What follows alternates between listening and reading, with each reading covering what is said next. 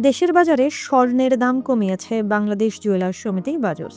প্রতি ভরিতে স্বর্ণের দাম কমেছে ২,১৫৮ টাকা। নতুন দাম অনুযায়ী আজ ১৪ জুলাই মঙ্গলবার দেশের বাজারে ভ্যাট সহ প্রতি ভরি ২২ ক্যারেটের স্বর্ণের দাম পড়বে ২,১৯,৮০৮ টাকা। এছাড়া ২১ ক্যারেটের প্রতি ভরি ২,০৯,৮৯৪ টাকা, ১৮ ক্যারেটের প্রতি ভরি ১,৮০,২৬৭ টাকা এবং সনাতন পদ্ধতির প্রতি ভরি স্বর্ণের দাম ১,৪৭,৩১৬ টাকা নির্ধারণ করা হয়েছে।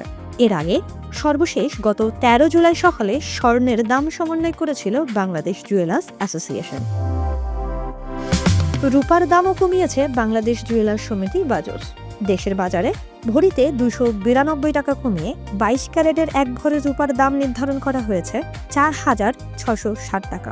এছাড়া ২১ ক্যারেটের প্রতি ভরি ৪,৩৭৪ টাকা, ১৮ ক্যারেটের প্রতি ভরি ৩,৭৯১ টাকা এবং সনাতন পদ্ধতির প্রতি ভরি রূপার দাম ২,৮৫৮ টাকা নির্ধারণ করা হয়েছে। বিশ্ববাজারে প্রতিনিয়ত পরিবর্তন হচ্ছে বিভিন্ন দেশের মুদ্রার মূল্য। রেমিট্যান্স, বিদেশ ভ্রমণ কিংবা আন্তর্জাতিক বাণিজ্য সব ক্ষেত্রেই কাজে লাগে মুদ্রা বিনিময় হার। লেনদেনের সুবিধার্থে জেনে নেওয়া যাক টাকার বিপরীতে গুরুত্বপূর্ণ বৈদেশিক মুদ্রার বিনিময় হার।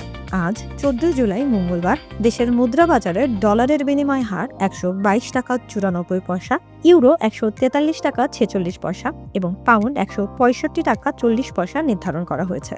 এছাড়া সিঙ্গাপুর ডলার ৯৫ টাকা ৪৬ পয়সা, মালয়েশিয়ান রিঙ্গিত ৩০ টাকা ২৫ পয়সা এবং সৌদি রিয়াল ৩২ টাকা ৮৯ পয়সা নির্ধারণ করা হয়েছে।